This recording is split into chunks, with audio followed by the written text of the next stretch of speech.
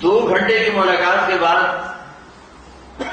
جب ہم نکلے تو نیچے تک چھوڑنے آئے عامر خان.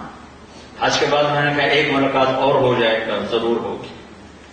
پھر اس کا میسج آیا کہ میں مدینے چلا گیا ہوں، معذرت چاہتا ہوں. میں نے کہا میں مدینے آ جاؤں گا، میں مدینے پہلے ہو آیا تھا حج سے پہلے. تو اس نے کہا کہ آپ 14 تاریخ کو آ جائیں، 4 سے 6 کا ٹائم میں نے آپ کے لیے رکھا ہے.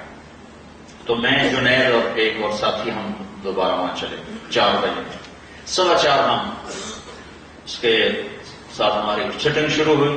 4:15 سے 10:15 تک 6 گھنٹے مسلسل، اور اس کے ماتھے پہ ذرا نشان نہیں آیا کہ میں بور ہو رہا ہوں. اور اس کے بعد ہم اٹھے، اس کا جی نہیں چاہ رہا تھا کہ ہم اٹھ کے چلے جائیں. محبت. پھر ایک امتحان پڑ گیا. میں اجتماع میں تھا رائمنڈ کے پچھلے سال. اس کا میسج آ گیا میری فلم تلاش آ رہی، اس کی کامیابی کی دعا کرو.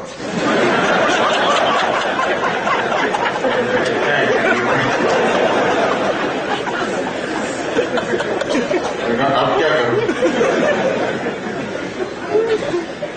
جواب دینا بھی ضروری، دعا بھی نہیں ہو سکتی، کیا کروں؟ تو جب وہ میسج آیا تو میرے سامنے 10-12 علماء بیٹھے تھے. میں نے کہا بھائی یہ میسج ہے، اس کا جواب بکتا جی ہمارا فیلڈ نہیں تمہارا، کوئی جواب نہیں. میں سارا دن سوچتا رہا، مجھے کوئی جواب سمجھ میں نہیں آیا کہ جان بھی بچ جائے، جواب بھی چلا جائے. پھر اگلا دن بھی گزر گیا، مجھے کچھ سمجھ میں نہیں آیا. میں عصر کا وضو کر رہا تھا، ایک دم اللہ نے ایک مضمون دل میں ڈالا.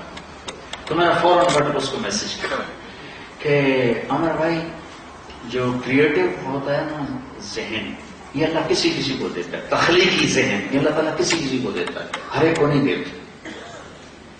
اور یہ اللہ کی بہت بڑی عطا ہوتی ہے. اور میں نے تمہارے ساتھ جو وقت گزارا اس میں نے دیکھا کہ اللہ نے تمہیں تخلیقی ذہن دیا ہے، تم کریٹر ہو. اور جو لوگ اس ٹائپ پہ ہوتے ہیں وہ کامیابی ناکامی کی پرواہ نہیں کرتے، وہ اپنے کام سے کام رکھتے ہیں. آپ کا بھائی. تو فوراً اس کا میسج آیا آپ ٹھیک کہہ رہے ہیں، آپ ٹھیک کہہ رہے ہیں. بات ہوگی پھر میں تو ہانگ کانگ. میں نے وہاں سے اس کو میسج کیا کہ وہ کسی مصروف آدمی کو براہ راست فون نہ کیا کرو، میسج کیا کرو کہ میں آپ کو فون کر سکتا ہوں، کیونکہ میں اس کا بہت ستایا ہوا. اللہ کا فضل ہے میرا اکثر وقت مصروفیت میں ہوتا ہے. فون کرنے والے کو کیا پتا کہ میں کس حال میں بیٹھا ہوں. اور جب میں فون نہیں اٹھاتا ہوں تو مجھے فوراً فتویٰ آتا ہے متکبر ہو گئے ہو. میں وزیر اعلیٰ نہیں اس لیے میرا فون نہیں اٹھا رہا. میں سعید انور ہوتا، جنید جمشید ہوتا، میں شہباز شریف ہوتا، میں پتہ نہیں پرویز الہی ہوتا، تو پھر تو تم میرا فون اٹھاتے. اس قسم کے میسج آتے ہیں پھر جو انتہائی تکلیف دہ ہوتے. کسی کی جو ذاتی زندگی ہے وہ اس کو اللہ نے حق دیا ہے، اس میں انٹرفیئرنس جو ہوتی ہے کہ میں کسی کی بات سنوں نہ سنوں، اللہ نے مجھے حق دیا ہے. پھر خاص طور پر آپ فون کر رہے ہیں، آپ کو کیا پتا کہ اگلا کہاں بیٹھا ہوا. اور اس نے بہت لوگوں کو بد اخلاق بھی کر دی ہے، بدتمیز بھی کر دیا ہے. اور کچھ ایسا فوبیا ہو گیا. میں ٹوائلٹ میں نے سنا فون پہ گلا کرتا بیٹھا، لین لگی اندر گلا کرتا بیٹھا. اور یہ ہمارے جو سوداگر ہیں تاجر پاکستانی، یہ ٹوائلٹ میں بیٹھ کے سودے کر رہے، چکلو بیچ لو کر لو، اور بے وقوفوں پیشاب تو ٹھیک کر لو. ایک آدمی میں فون کان کو لگا تو دوسرے سے کھانا کھا رہے. ارے اپنی جان کے دشمن نہ بنو کہ کھانا کھاتے ہو صرف کھانا کھاؤ، فون آف کر دو. بیوی کے پاس بیٹھے ہیں، خوش گپیاں ہو رہی ہیں، ٹرن بیوی تو پورا ہو گیا.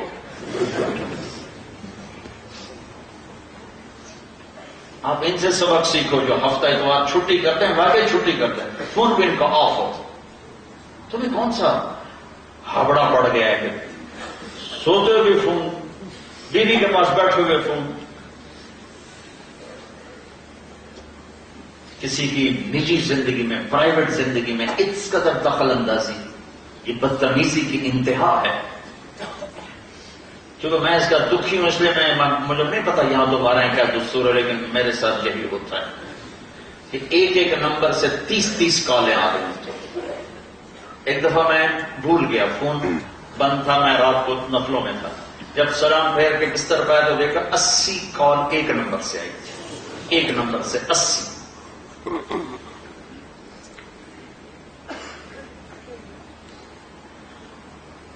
کسی کو بھی فون کرنا اگر تمہاری شناسائی ہے ٹھیک ہے، جب مرضی کرو، لیکن اس کا بھی ٹائم دیکھو۔ وہ تم کسی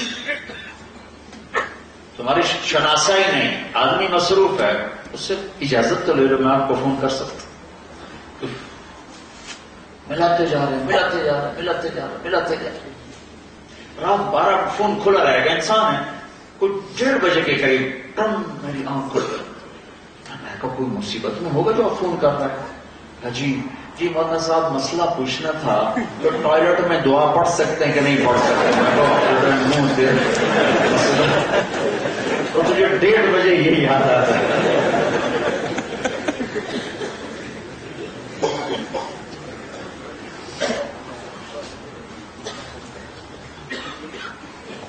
اس فون میں بہت دکھی کیا ہے لوگوں، اس کے آداب سیکھو۔ جس دن چھٹی ہو فون بند کر دو، اپنے بچوں کے ساتھ بیٹھو، فون بند کر دو، اپنے بچوں کو ٹائم دو، بیوی کو ٹائم دو، ان کا حق ہے یہ۔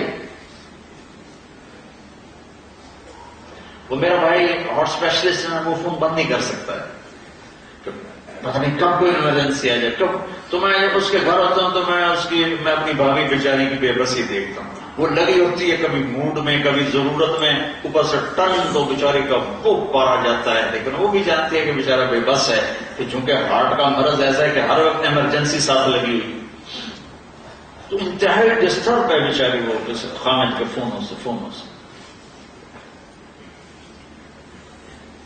تو میں نے اسے میسج کیا کہ میں طارق جمیل ہانگ کانگ ہوں، آپ کو فون کر سکتا ہوں؟ میں آپ کو فون کر سکتا ہوں؟ میں ہمیشہ اسے اب بھی میرے فون پہ رابطہ ہے، میں پھر اسے میسج دیتا ہوں میں آپ کو فون کر سکتا ہوں، اگر اس کا جواب نہ ہے پھر میں نہیں کرتا، کبھی وہ خود کر لیتا ہے، کبھی وہ میسج دے دیتا ہے کال کر لیتا۔ تو تھوڑی دیر بعد اس کا فون آ گیا کہ میں اس وقت دلی میں ہوں، کانفرنس میں تھا، میں نے آپ کا میسج دیکھا تھا، میں اٹھ کے باہر آ گیا ہوں، ابھی آپ سے بات کر کے پھر میں جاؤں گا۔ تو اسے باتیں کرتے کرتے کہنے کا آپ کی دعا سے میری فلم کامیاب ہو گئی، میں کہا یار میں کوئی نہیں کی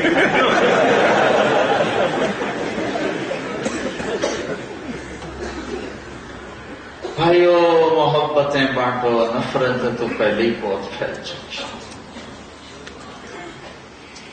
نشہ پلا کے گرانا تو سب کو آتا ہے، مزہ تو تب ہے کہ گرتے کو تھام لے سکتا۔